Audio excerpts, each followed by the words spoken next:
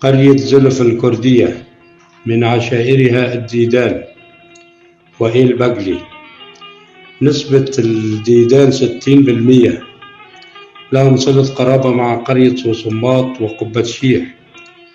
وعشيرة الإلبجلي 40% لهم صلة قرابة مع قرى الكردية مثل تلة عيشة. القرية يتكلمون باللغة التركمانية بسبب قربهم لحدود التركية وقرى تركمان، ونتيجة احتلالها من قبل العثمانيين وفرض اللغة التركية عليهم عن طريق الطرق الصوفية المسيسة وتمسك بمقولة اطيعوا الله والرسول ولي أمر منكم، حتى كان يقال لهم من لم يعرف لغة تركية لم يدخل الجنة. هذا هو سياسة العثمانيين كان يتبعها على الأهالي. عدد سكان القرية 2500 نسمة، ومساحة القرية 1400 هكتار.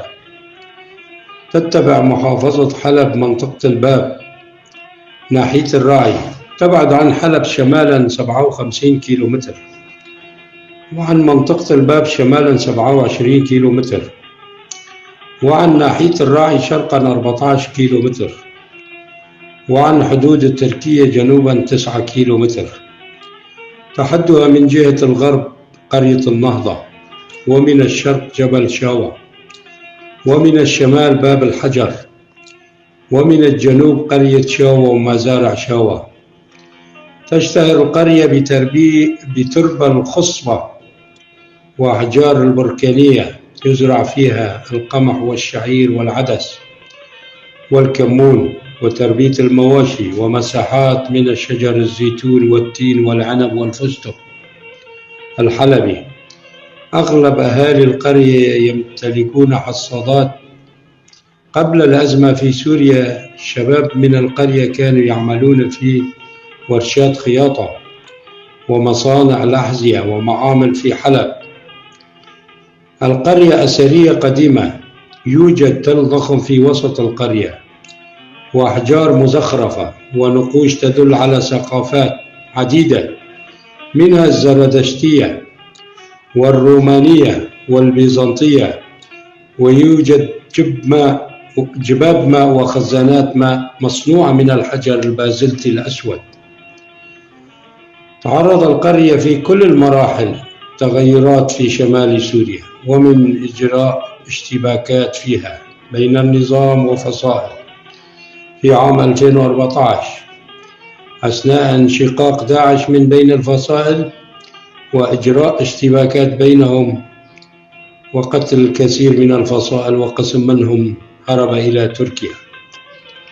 وسيطر داعش على القرية وبدأ بالضغط على الأهالي من طلب زكاة المال والضغط عليهم بتزويج بناتهم لعناصر داعش وضم شبابهم تحت مسمى الجهاد في سبيل الله.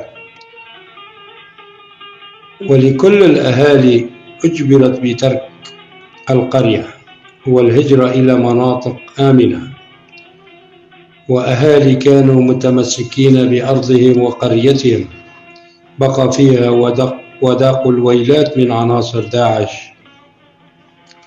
من خطف وذبح وجرهم إلى سجون الراعي والباب، وما زال مصير أغلبهم مجهولة. وفي عام 2017 جرى اشتباكات تمثيلية بين داعش والفصائل المدعومة من الجيش التركي، وتغير ملابسهم أغلب أمراء داعش وانضمامهم إلى الجيش الوطني والشرطة العسكرية وفصائل التركمانية مثل سلطان مراد وسليمان شاه. سيطر على المنطقة وأنشأ قواعد عسكرية على أطراف القرية وبناء مستوطنات قريبة من القرية، وفرض اللغة التركية تدرس في المدارس، ورفع أعلام تركية عليها. وما زال القرية محتلة والمعاناة مستمرة. المعلومة من أحد سكان المنطقة، وأنا ألقيها بصوت محمد الأحمد، وشكر للمحامي علي عبد الله كولو.